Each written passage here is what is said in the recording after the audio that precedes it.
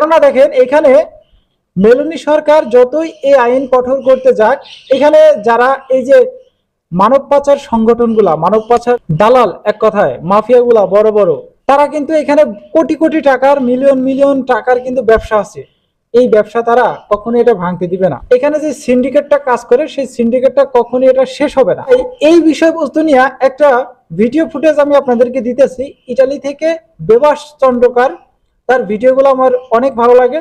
সে একদম সত্য যে কথাগুলো, সে কথাগুলো কিন্তু তার ফেসবুক পেজ, ইউটিউব চ্যানেল, সেখানে কিন্তু তুলে ধরে। আমি একটা ভিডিও দিতেছি, আমি গতকাল ভিডিওটা দেখলাম, তারপর একটু ভিডিওটা দেখে নেন। আমার পিছনে যে সাগরটা দেখতে পাচ্ছেন না, এই সাগরটা অতিক্রম করে ইটালিতে হাজার হাজার না লক্ষ লক্ষ প্রবাসী আসে এশিয়া থেকে আর আফ্রিকা থেকে। তাদেরকে কখনোই ইটালি আসা বন্ধ করা যাবে না। Never never never. কেন বন্ধ করা যাবে না? কারণ তাদের পেছনে, তাদেরকে ইটালিতে আনার পেছনে অনেক অর্গানাইজেশন রয়েছে, অনেক বড় বড় শক্তি রয়েছে, যারা হাজার হাজার কোটি প্রতি মাসে কামাচ্ছে। আপনাদের কি মনে হয় European community, Italian government, Greece government বা পর্তুগাল গভর্নমেন্ট, যারা যদি চেষ্টা করে সাগর দিয়ে লোক আসা বন্ধ করতে পারে না? অবশ্যই পারে, কিন্তু তারা কখনোই করবে না। কারণ এর পেছনে অনেক বড় রিজন রয়েছে, অনেক বড় বিজনেস রয়েছে। আগেও করেনি, এখনও করছে না, ভবিষ্যতেও করবে না।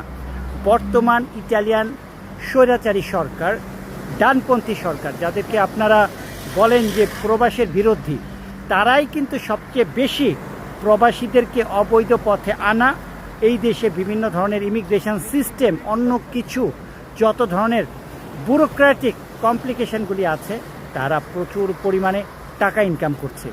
এগুলি তো আপনারা চিন্তাও করেন না। মুখে মুখে তারা বলে যে ইটালিতে 12ই জুন আইন হয়েছে, আগামী কিছুদিন পরে কেউ থাকতে পারবে না। আরে ভাই, থাকা তো পরের কথা। এই দেশে যদি আসা তুই বন্ধ করে দেশ, তাহলে থাকার তো দরকার হয় না। চোরকে বল চুরি কর, আর গৃহস্থকে বলে জেগে থাকো। ইটালিয়ান গভর্নমেন্ট আর ইটালিয়ান ডানপন্থী রাজনীতিবিদরা ঠিক সেরকমই। দেখেন, এই সমুদ্র খোলা রেখেছে, 10 জনকে যদি ধরে 1000 জন চলে আসে।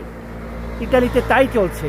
ইটালিতে অবৈধ লোক আসবেই, তাদের বন্ধ গভর্নমেন্ট তো চায় না বন্ধ করতে, সমস্যাটা ওইটাই।